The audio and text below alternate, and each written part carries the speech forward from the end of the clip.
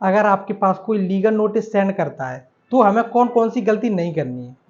Hi everyone, legal justified solution में आपका स्वागत है। अगर आपको चेक बाउंस से रिलेटेड कोई हेल्प हो तो हमारे लॉयर से कंसल्ट करें।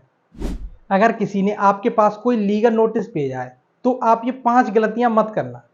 पॉइंट नंबर फर्स्ट, आप लीगल नोटिस को लेने से मना मत करना।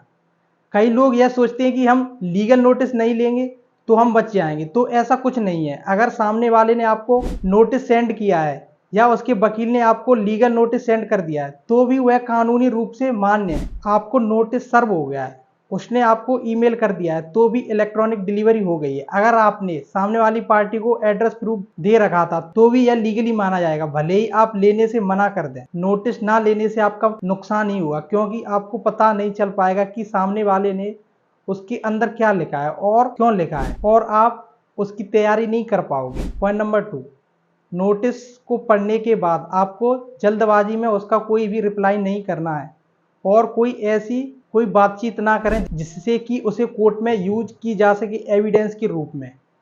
तो नोटिस मिलने के बाद किसी भी तरह की बातचीत आपको नहीं करनी है। पॉइंट नंबर 3, अगर आपके पास कोई लीगल नोटिस आया है तो आपको किसी एक्सपर्ट लॉयर से कांटेक्ट करना चाहिए।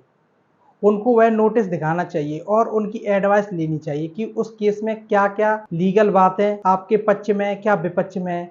अगर वो कोर्ट में केस करता है तो हमारे पास क्या लीगल पॉइंट्स हैं जिससे हम डिफेंस में यूज कर सकते हैं, हमारे बचाव के क्या क्या रास्ते हैं, क्या सबूत हमारे पास हैं, क्या सामने वाले के पास चांसेस हैं। जब तक आप डिटेल्स में किसी लॉयर से आप बात ना कर लें तब तक आप अपनी तरफ से किसी भी तरह का रिप्लाई उस नोटिस का ना करें। अगर आपको हमारे लॉयर से कंसल्ट करना है तो आप हमारे लॉयर से कंसल्ट कर सकते हैं। पॉइंट नंबर 4, अगर आपने डिसीजन कर लिया है कि लीगल नोटिस का मैं रिप्लाई करूंगा तो आप अपने लॉयर को भी केस के पॉइंट्स फैक्ट हैं वह सारे बताइए जो उस केस से जुड़े हुए हैं, और जो उससे रिलेटेड डॉक्यूमेंट्स हैं वह भी सारे अपने लॉयर को आप बताइए। कई बार क्या होता है, जब हम नोटिस का रिप्लाई कर देते हैं तो बाद में अचानक से पता चलता है कि यह चीज गलत लिखी गई है या अमाउंट गलत लिख गया है।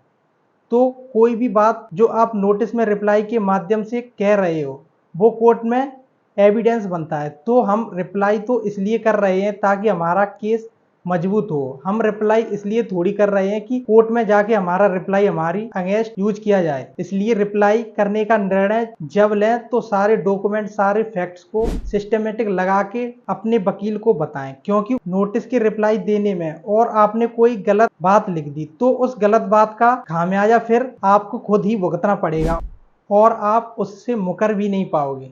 पॉइंट नंबर 5, एक वकील बेहतर जानता है कि जो एविडेंस मेरे सामने रखे गए हैं, जो केस के फैक्ट्स हैं और जो एप्लीकेबल लॉ हैं, उसके हिसाब से मुझे कौन सी बात किस रूप में लिखनी है। हर बात को कहने के अलग अलग तरीके होते हैं, किस बात को नहीं कहना, किस बात को कितना वजन देना है। तो लॉयर को अपने अनुसार काम करने दें, क्योंकि वो इस चीज में एक्सपर्ट है। तो अपने लॉयर को अपना केस समझा दें और कैसे नोटिस सेंड करना है और क्या लिखना है, ये गलती ना करें।